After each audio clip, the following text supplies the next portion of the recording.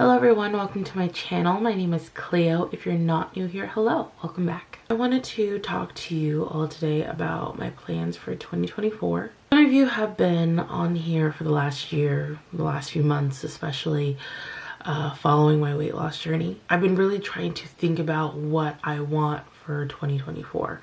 Obviously, my health journey is going to continue, but I'm trying to figure out how I want to continue it. If you watched one of my earlier videos why I talked about not leaving my apartment for 2 years, that kind of just sums up my situation and where I began.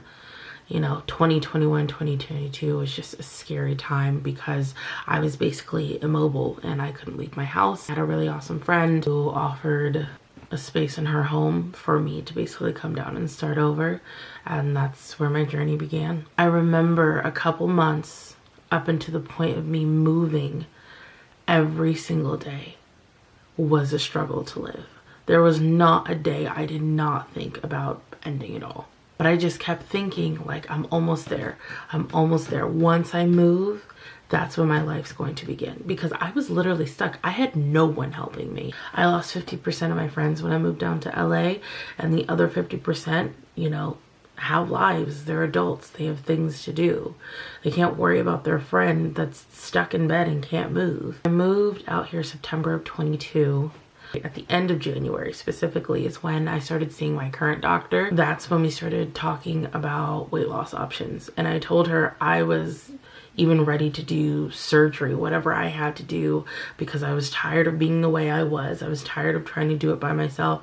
I'm not a professional. I don't know what I was doing. I kept growing and growing. I had demons I was fighting, and I'm like, I can't do this alone anymore. That's when my doctor suggested that we try Trulicity or weight loss injections first and see where that goes. In the first week of me doing the injections, I had lost 10 pounds. From there, I started losing larger numbers each week. Once I lost more than 20 pounds, which was the highest amount of weight I had lost previously, I knew I could do this. Once I realized I could do it and it was possible, thoughts just started brewing in my head about what I truly wanted in life. I started thinking about a family, starting my business again, going on adventures, doing all of this stuff, and I started to become very motivated. But like any weight loss, no matter how you do it, you know, there will be times where you plateau because your body's just getting used to the food you're eating, the exercise you're doing, so you have to mix it up a bit. And before, when I would plateau when trying to lose weight, I would just give up and be like, you know, this is it, whatever. But since I started to envision what I wanted in life, it became more of a driving point for me. I kept thinking about this family I could possibly have. I started thinking about the success of my business, you know, a cruise that I want to take when I'm 30. All of these thoughts are in the back of my head yelling at me, do not give up. And it's crazy because this is the first time I've had these thoughts or these feelings ever. And I feel so motivated. So one of the things I wanted to focus on was my mental health, to see if that would help, because my food addiction and my binging is all up here. So maybe it was something tied to it. Also, I had a whole bunch of like other issues and things I was having problems with, like memory loss and just a lot of other stuff. All of the symptoms together I thought I had ADHD. My doctor referred me to a psychiatrist, and after doing all the tests, long story short, my doctor came back and told me I had bipolar disorder type 1. Once he said that, I froze. I literally listened to nothing else. I just kept playing in my head like, am I crazy? Are people gonna think I'm crazy? Are people think I'm gonna lash out at them? Are they gonna treat me differently? But when I went to my grandmother and I told her, she was like, Cleo, all the things you told your doctor, all the symptoms you were having, the things you're experiencing, were things that you've experienced your entire life. So the only difference now is that you're able to put a name to it and you can start working through it. If that ain't the truth. I even started thinking about my friend who also is bipolar, and I don't look at her any different. So why am I sitting here worried about other people looking at me differently? People that I told that I was close to, they understood as well. They didn't freak out. They weren't like, oh, they were just like, okay, cool. I mean, not cool, but you know what I mean. So one of the reasons for the diagnosis that he gave me was between my food addiction and my spending habits. I've talked about my food addiction a million times on here. My spending habits, sometimes it would get to the point where I would spend almost an entire check. I didn't care about bills. I didn't care about nothing. I just cared about what I wanted, and I needed it, and I needed it now. And it would especially flare up when I would fight a food episode or craving episode, and I would tell myself no, and I wouldn't eat it. But then all of a sudden, it's like that feeling would fester into spending. So I needed that high from that I would get from food. I would go to spend. And my psychiatrist had described that as a mania episode, which I had never heard of until that point. My doctor had put me on Seroquel. He started me on a lower dose, but I just felt down all the time. I wasn't depressed. I just felt tired and exhausted. And I just really didn't want to do anything. I guess the positives was I wasn't having my cravings. I didn't have any anxiety, which was crazy because I was having anxiety every other day. After a few months, I had told him I'm just feeling down and the feeling's not going away. He doubled my medication about a month ago, and it's like I've done a total 180. The cravings and the thoughts of spending are still there, but it's like my voice is louder over those thoughts. Like in my head, I can tell myself no. Like, oh no, not today. Maybe not that. Yeah, that sounds good, but no, I'm good. I've never been able to do that.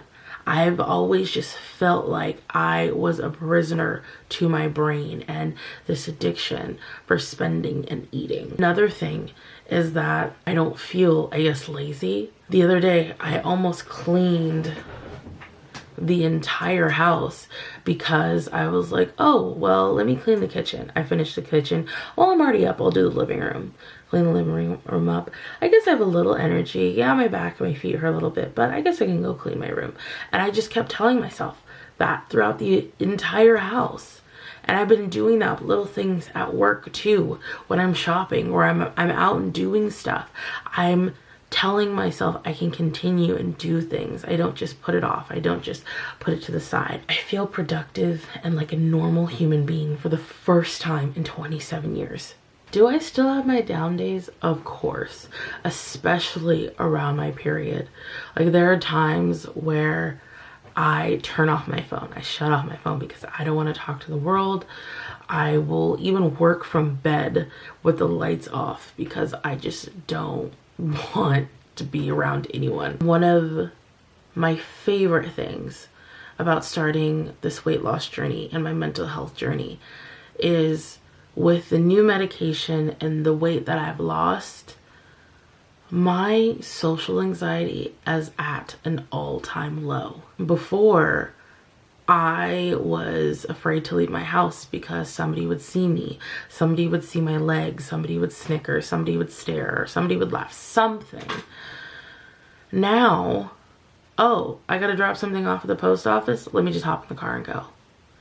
Crap, I forgot to get something from Walmart. Let me just, drive up there real quick, pop and get it, and then go. I'm so out of my head. It's so refreshing. And today, I remember I was watching something, cleaning, doing something, and I was sitting there, I'm like, am I happy? Am I truly happy? Or I'm just content and I'm calm. I'm not worried about anything. This is what it feels to just feel, I guess, peace. Do I have so much more to go in life? Yes. And I'm not giving up anytime soon. So with all of that being said, 2024, a lot of people like to say new year, new me.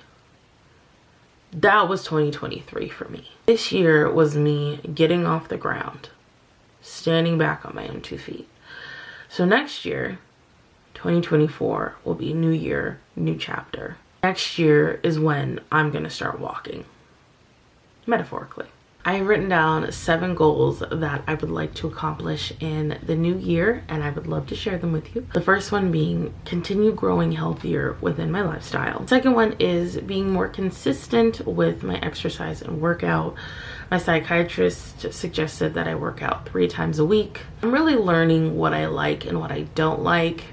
And I feel like I'm putting off exercise because there are just things I don't like that I think I need to require, and I definitely don't. I can do it in other forms, and that's definitely a video I will do in the future. Number 3 is growing my relationship further with my partner.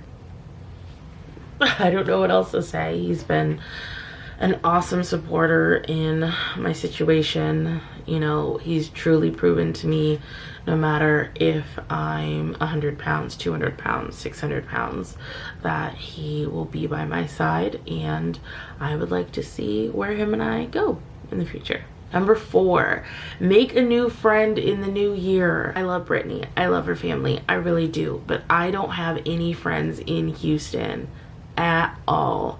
And Brittany and I had made a little pact that next year we're gonna at least make 1 new friend each. 5 is push myself to leave the house more. I talked about not having such intense social anxiety, but my biggest concern is my stamina and just walking around, because I just don't want to be stuck somewhere because I can't walk any further, you know. But I want to push myself little by little because there's so much I want to do. There's so much fun stuff out there, and there is stuff that's going to require walking. Like there's a festival coming in April that I really want to go to, so, and I'm gonna need to walk a bit, so I want to push myself more to go out and do things, just little events, to start building my stamina. Number 6 is go back to California to visit family and friends for a little bit. And number 7 is the ultimate goal for me, is restoring my clothing brand. I talked about it a couple years ago on my page, but I want my business to be size inclusive, and financially I can't afford that right now. So I'm trying to rework it where I can start releasing small sections of sizes, and then, you know, or doing all plus sizes, and then when I start making enough, doing straight sizes. So, you know, it's all a work in progress, but my business is my baby. That is the ultimate goal. Since college, I have been wanting to start this business, so I'm gonna get there. Y'all, I'm so excited for the new year. 2024 is just gonna be fun. It's gonna be poppin'. I'm gonna continue to be happy and can't freaking wait. Okay, y'all, I gotta start getting ready. Jamie is coming in soon. Then we're gonna go out to eat. I'm definitely gonna record the whole event because why not? We're about to have fun this weekend. It's New Year's Eve. We're gonna pop shit off. But I work on the 1st because they hate me, so maybe not fully pop, like half pop shit.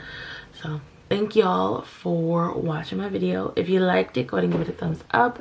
If you're definitely interested, you should totally subscribe because I do fun videos here and I like to bring you along on my journey. So y'all, you should definitely stick around to the end because there are also videos at the end that'll show you some cool shit that I usually do. So anyways, I will see you guys in the next video.